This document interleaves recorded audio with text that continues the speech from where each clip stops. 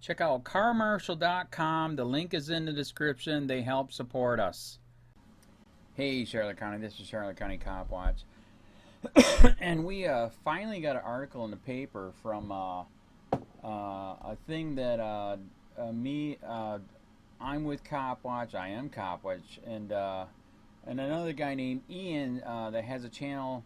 So they call it Freedom because as it states, you know, they say it's freedom, but it's really not. So here at this hearing, it was COLLIER that was accrediting Charlotte County Sheriff as a good place and good people, good community relations. And as you guys have seen with the channel, that is total bullshit.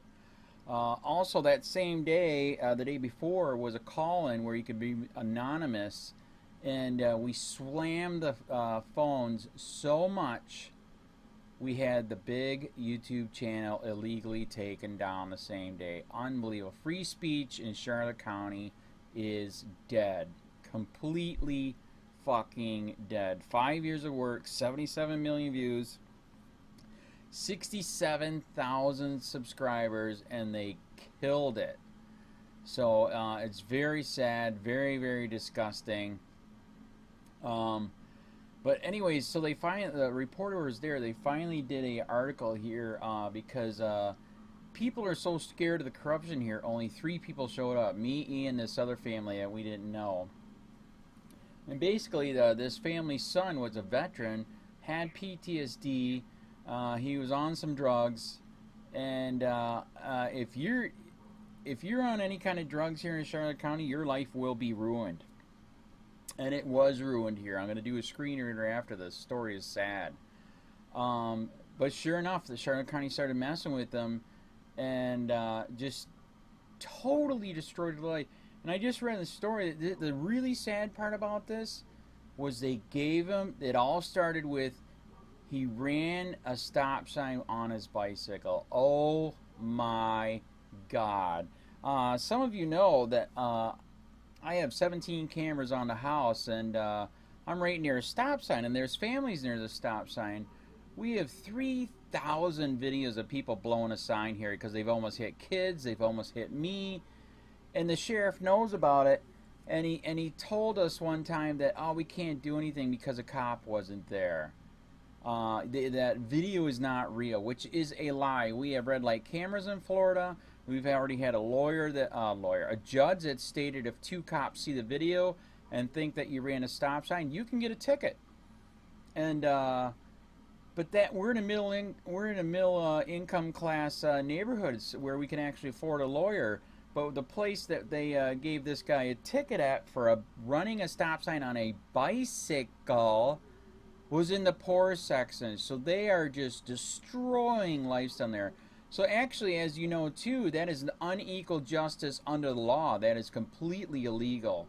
But like I said, I'm going to do the screen reader for this. You can hear the story. It is sad and disgusting how Charlotte County Sheriff Bill PRUMMELL again destroyed and killed this man's life on policing for profit with his road pirates for victimless crimes on BS drug charges. We must stop the war on drugs. Also, too, by the way, this is sad. As you can see, this article is kind of big, and the reporter, who apparently doesn't like it because we're kicking their ass, the newspaper's ass, only put our name at the freaking last goddamn little paragraph that we were there complaining. Jesus Christ, we got video, we used the whole 5 minutes, and we're mentioned at the end. That is sad. I think, like I said, they're pissed because we actually do real reporting and they do freaking fake reporting. And here's proof of your fake reporting. CCSO. Do you know why they have them do that? Because if it was in a heading, you could find it on Google. So are they fighting the corruption at the Charlotte County Sheriff or helping it? What a bunch of shit.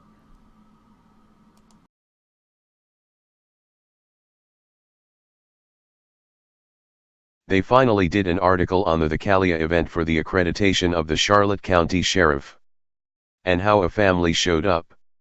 Only 3 people showed up. They're so scared of the corrupt Charlotte County Sheriff Bill Prummell. The day before you could call in anonymously and we slammed the phones. That is a day that they illegally took down my YouTube channel of 77 million views, 66,000 subscribers, 4 million views a month, 5 years of work just because we slammed the phones and they're Nazis. But they finally did a article. We were there that day to make our complaints to calea that Charlotte County Sheriff does not deserve this accreditation. Because with calea you have to have a good community relations and there is none. This is a big story of how the sheriff destroyed somebody's life for a victimless crime again. And then myself and Ian were only mentioned at the end, last sentence of the whole article. Very sad. Deceased veteran's family speaks out at Charlotte County Sheriff public hearing. By Ann Easker. Staff writer. Brett Rule had graduated from his drug rehab program and was about to start PTSD treatment when he was taken into custody again for an alleged sale of 2 pills to an undercover narcotics detective that occurred 14 months earlier. I believe this accusation was false, but we won't ever really know, his father Brick Rule said at a public hearing for CCSO's accreditation assessment Wednesday. The case was dropped because of my son's death. Whether or not this was a factor in his death, I don't know. I won't ever know. But whatever policies we have in Charlotte County that would lead to something like this, they don't have a place in Charlotte County. Rule told his son's story to assessors from the Commission on Law Enforcement Accreditation, who are in the process of conducting an on-site assessment of the agency, evaluating whether it meets 484 professional standards. The public was invited to comment on the agency's services and operations Wednesday at 5 p.m., or by phone or email. Brick and Cheryl Rule came to the hearing because they feel their veteran son was a victim of the sheriff's office. Brett fought in Iraq and came home from war a different man, they said. He suffered from PTSD and had severe injuries from getting run over by a car after his discharge. He eventually wound up like so many veterans do as a homeless veteran with a drug addiction, Rule said. His parents finally persuaded him to get help through the VA, and he got a place to live at the Veterans Village in Punta Gorda. But on Veterans Day 2016, he was stopped for running a stop sign on his bicycle as he was leaving a parking lot. He was charged with 2 felonies and 2 misdemeanors. His mother, Cheryl, said she believed the deputy escalated the situation. The deputy described Brett as skittish and fidgety, which were normal symptoms of his PTSD. The deputy grabbed his arm, making things worse, and eventually pushed him face down on the ground. The felony arrest resulted in Brett losing his housing at the Veterans Village and being out $1,000 in bail money. A similar instance happened again in December, resulting in additional charges. Eventually he found housing and got into a treatment program in St. Petersburg. When he came back for his Charlotte County court date, the prosecutor agreed to drop the felony charges, while Brett pleaded guilty to 2 misdemeanor charges. His treatment program was accepted in lieu of jail time. But as he turned to leave the courtroom, bailiffs took him into custody once again. The probable cause affidavit for the new alleged opioid sale stated the crime occurred on July 8, 2016, but it wasn't signed for his arrest until September 1, 2017. Apparently selling 2 pills was not important enough to arrest a drug dealer when the crime supposedly occurred, but someone went to a great deal of effort to knock this man down when he was just getting his life back on track, Rule said. The new charges put Brett's PTSD treatment and housing at risk once again. He bonded out, and his parents took him back to St. Petersburg with the case pending. It never progressed beyond first appearance. On October 1, Brett told his parents he was really sad. He went out on the beach, drinking, which he hadn't done in some time. He couldn't handle it and drowned, his parents said. He left behind a 6-year-old son. They don't know for sure whether the new charge played into his death, but think it's a strong possibility. It would play into my mind if every time I got up, I got arrested, Rule said. Brett believed the sheriff's office wanted to recruit him as a confidential informant, his parents said.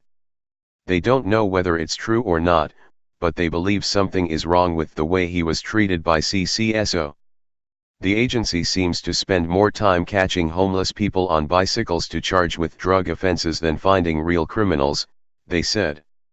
This kind of police work doesn't help anyone, ROLLE told assessors. It doesn't help this community, and I think it's a shameful way to treat a veteran.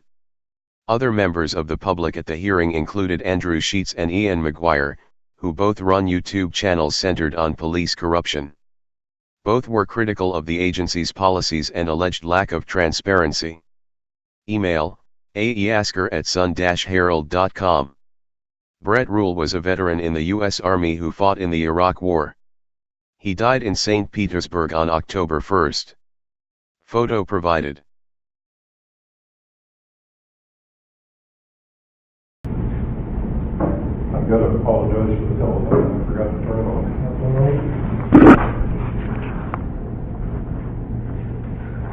Good evening. My name is Brett ROLLE. I live at 162 Morgan Lane. I've lived in Charlotte County for 30 years now. My son, Brett ROLLE, was a veteran from the U.S. Army. He was a veteran of the Iraq War, and he was a victim of the Charlotte County Sheriff's Office, I feel. My son didn't come home from the war like he left us. He had PTSD, and he had severe injuries that he received in a car accident after he was discharged as a pedestrian when a car ran over him. He eventually wound up, like so many veterans do, as a homeless veteran with a drug addiction. After suffering with this for many years, we finally persuaded him to get help through the VA. And that was progressing along fairly well. When last Veterans Day, as a matter of fact, he was pulled over for running a stop sign on his bicycle while exiting a parking lot. The arresting officer managed to escalate the situation pretty easily. He had PTSD, and he was a drug addict. But the situation was nonetheless escalated. And he was charged with resisting arrest and possession. Brett had $1,700 in his pocket that he had received from an insurance settlement. I know that's where it came from because I helped him cash the check. That's a real tough thing to do when you don't have a bank account. It was in his pocket because he didn't have a bank account. And because he had the $1,700 in his pocket, I think that's the reason that he was charged with 2 felonies and 2 misdemeanors. I believe the felony charges were bogus. They were later dropped. They were abandoned before it ever went to trial. And the effect of that was that he was out, of course, $1,000 for bail money. I think that the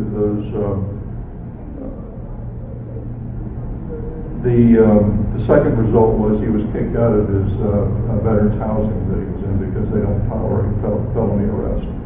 Now, that's just, regardless, that's background. My real problem is that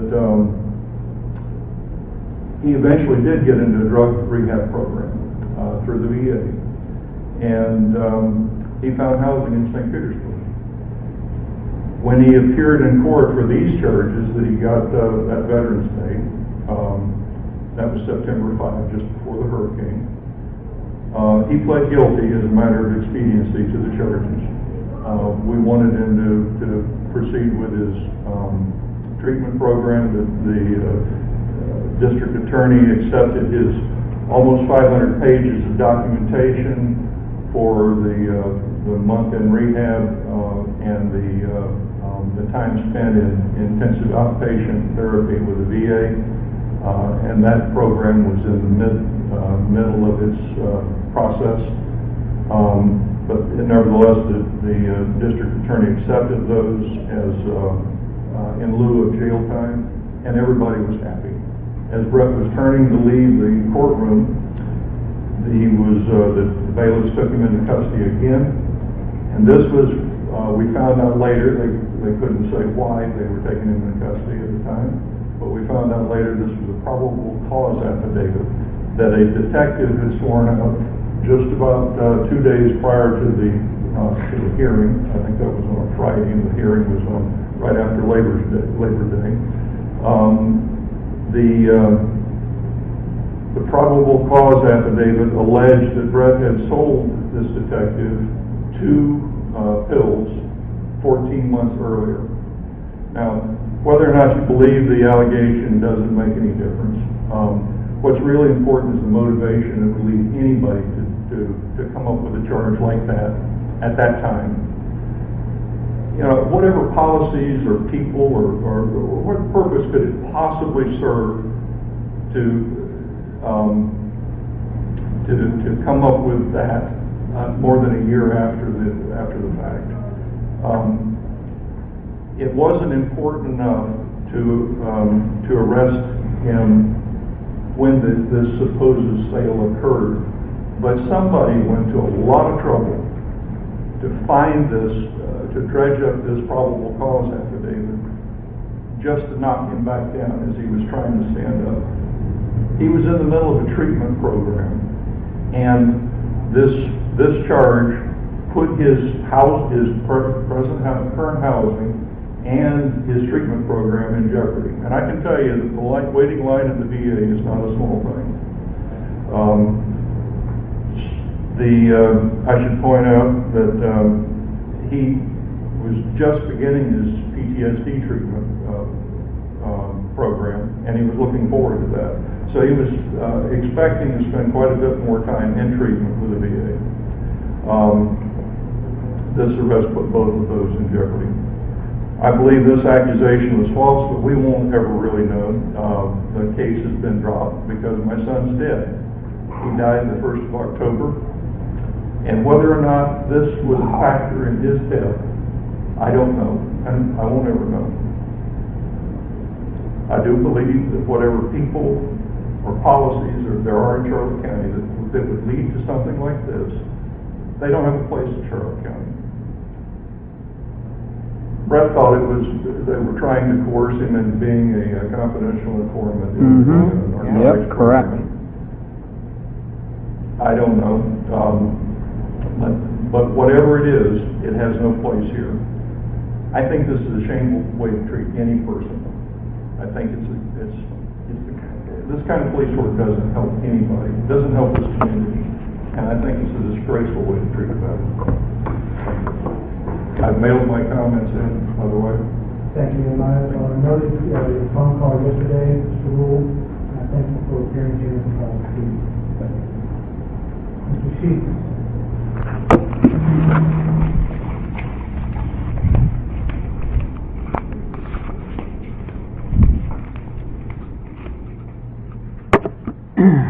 My name is Andrew. I started Charlotte County COPWATCH because I personally experienced corruption here too. So 5 years ago I started Charlotte County COPWATCH because there is no community review board here. There is no COPWATCH here. Asking internal investigations to investigate themselves is like asking the mafia to investigate themselves. It's insane. So the reason why I'm here is to let you know that we're there. My suggestion also is I saw in your CLIA accreditation that that there's supposed to be a good community relations. As you just found out, there is no community relations. I also called yesterday. Your phone rang off the hook because we put it all over Facebook to call in. People felt safer calling in than being around these guys right here because it's so corrupt. We're not lying. That's why my YouTube page hit 77 million views in 5 years doing corruption stories here nationwide. So we're asking for a community review board because there is no relations here. We're also asking too, this is one of the last places on the planet that doesn't have body cameras, car cameras, or court cameras. I will admit body cameras is pushing it. It's a new thing, we still need it. But there's not even car cameras. It is unbelievable. Axon Body Cameras was offering the cameras for free, and they knew it. They wouldn't take them. That's a sign right there that something might not be right. We can hardly find any lawyers to fight any of the cases. We have many, many cases that we can take to court, and hardly anybody will take anything here because the courts and the cops and the sheriff. It's so corrupt here. It is disgusting. So we're pushing for that. Freedom of speech here is dead. I was just asking this tall guy back here who works at the court. When you walk into the court, supposedly you can't record anything there, and I have a friend sitting here who recorded there, and they're bringing them up on contempt of court charges. Even the TSA allows you to record, what they're doing. They're trying to say it's for safety concerns. I disagree.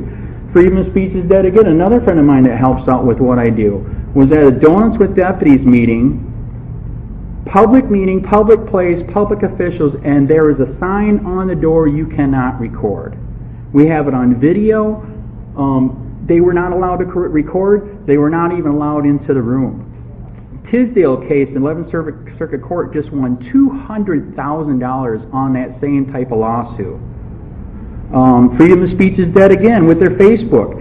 If you do not agree with anything that they say on the Charlotte County Sheriff's government-ran Facebook, which when it's government-ran, it turns into a government entity, which means free speech. Yeah, you gotta like them too. You cannot say anything. I have multiple names that are blocked. It's only bootlickers and cop-suckers allowed. Everything's fine and rosy, even though we probably killed this man. You changed my life. I experienced a corruption too. That's why I started COPWATCH. I've had multiple experiences of their corruption. So anyways, that's why I'm here today. It's got to stop. I believe they do not deserve the CALEA unless they really become transparent. Fort Myers was busted for major corruption down there with the police department, and they said to prove that we're not corrupt, we're getting body cameras and car cameras. And that's awesome. But here, crickets. And one more quick one. 5 people dead in jail, no outside investigation. That's insane. And then, like I mentioned to you, I think I did talk to you yesterday, 2,000 people in the jail and their attorneys were recorded. That should be a national story. And it never went national. It's mind-blowing. Like I told you, I called some of these lawyers, and the lawyers were like, God, that was weird how they knew everything when they went to do the plea deal. That's because they're recording it all. That's insane. That violates our Bill of Rights and the Constitution. So, by the way, I do believe in police, just not corrupt police. That's all. Thank you, Mr. Chief, for your comments and for your telephone call yesterday. Thank you, Mr. Rule. Okay.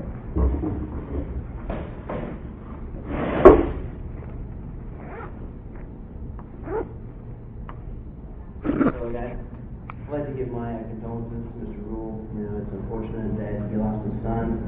However, it's been my experience that most members of the public have very little idea of what these people in green suits do. It's about getting a bail bondsman and a lawyer paid. A jail cell is for someone that's a rapist, that's a murderer, that's a thief. It's not for someone that's addicted to drugs. If you want to help these people, you don't jail them, you don't torment them, you don't make them homeless. I've got many things on here. He brought up several of them. They run around at night and look for people like on bicycles that don't have lights on them, so they can get a consent to search. They can find out marijuana to take them to jail here, and hold them for months on end because they know that if they can't post bond, these people wind up homeless, raped. They lose their jobs. They lose their families. They make things worse. They don't help.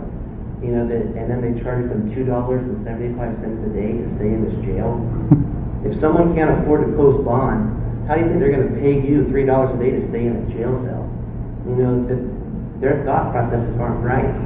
It shouldn't need like a degree, to figure out that, like if I don't have the $100 to post bail, how am I going to pay you $3 a day plus a $20 booking fee to sit in this jail cell and be tormented and raped every day?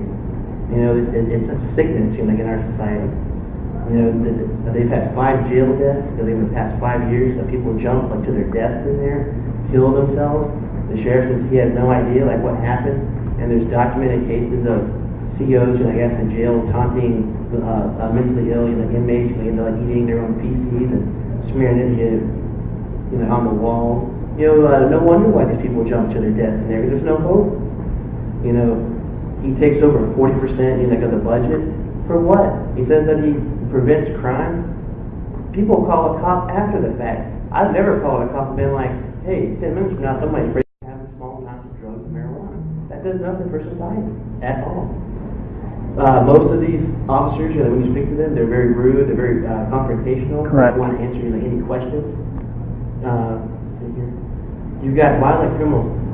Actually, I worked in a nursing day, and here recently, I had one of my patients, his home was burglarized, and he was beaten and robbed by a career criminal named Jeff Miller.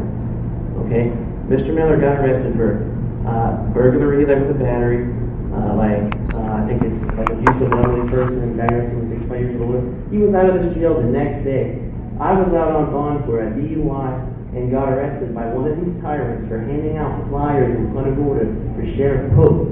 And they tried to off-bond me on a lawyering charge and lock me in that jail for God knows how long, until that case, would have gone to trial. But you let someone like Jeff Miller, that victimizes the most vulnerable of our society, elderly and mentally ill people, you let them out of there the next day, and you say that you promote public safety? How does that make any sense whatsoever? They don't deserve any accreditation. You should investigate these people. Correct. They are wrong with what they do. Correct. And they investigate people that try to bring about change. There's been several of my associates, I won't name them for obvious reasons, that have been investigated by Susan Edwards for making public records requests and confronting Sheriff Cromwell about his policies. That's why I won't put my name on that piece of paper, even though I know that they know who I am. But I do it out of principle so that when others come, that they know to remain anonymous so they're not harassed or killed by one of these people. Because they do not serve the public interest. They help no one. If you can't even help Richard Lamont, a disabled, mentally ill veteran that's got the IQ of a 12-year-old, and keep people like Jeffrey Miller, someone that's already been to prison for breaking into an elderly person's house and robbing them before, in fucking jail, then how are you going to protect the rest of society? I want you guys to tell me that. Can you explain that to me? Now that's all I have to say. Hey Charlotte County, this is Charlotte County Cop Watch, and I wanted to explain what fair use is. You can use pieces of news articles if you're doing it for news reporting, you have commentary, and you're doing it for education purposes. So that's what fair use is, as you can see right here. Another reason why I wanted to make this video is to let you know I have just joined with Patreon. A nice thing with Patreon, I make no money on YouTube. They took the money away years ago, and so this is another way to give, and it's a nice thing too because you can give monthly. You can give $1, $5, $10, whatever. I do 4 to 5 hours a day on trying to wake the sheeple up on how corrupt it is and different ways that you can fight the corruption. So Patreon is a way that you can do it, and then of course the old way is still there. Donate to Sheriff County Cop Watch with PayPal or credit card. So keep that in mind. 4 to 5 hours a day. I make no money, but the corruption happened to me and I'm sick of it, so I'm trying to wake people up. But my wife would love it if if we could get some help out there. There's 47,000 subscribers. Just think if each one of you subscribers just gave let's say actually yes, $1 a month. 47,000 subscribers gave $1 a month. That would be awesome. That's not going to happen. But anyways, that would be great if it did happen. But do the math in your head. Just think about it. Like I said, 4 to 5 hours a day. I get no money from YouTube. YouTube has gone nuts. You can't do anything anymore. They're taking the money away everywhere. So these are a couple different ways that you can still help out with all this time that I put in. And as you know, I'm in a special situation where at least I can do it. 4 to 5 hours a day. We have a cleaning company during the day. That's what allows me to do this, and we're debt free. So this is my hobby. I don't go fishing and all that other crap. I try to save the world. So help me out to make the wife happy, man. In fact, if you guys did give $1 a day, and there was 47,000 of you, and you did it, and each of you gave $1, and that was every month, oh my God, yes, I could quit. I could start suing them. Another idea too that we have is you know, if I got, you know, some funds, we could actually contact everyone that has been ticketed and or arrested and put in jail and start sending them postcards to let them know we're here, and to see if everything went all right, and if it didn't, find out their story. So we could even do more investigations and more lawsuits. Lawsuits take money. So just think about that. You know, 47,000 of you so far right now. You know, $1 a day. I mean, $1 a month on Patreon, or $5 a month Patreon, 10, 20, whatever. Just do the math in your head. Help out. This is a lot of work every single day. Thanks.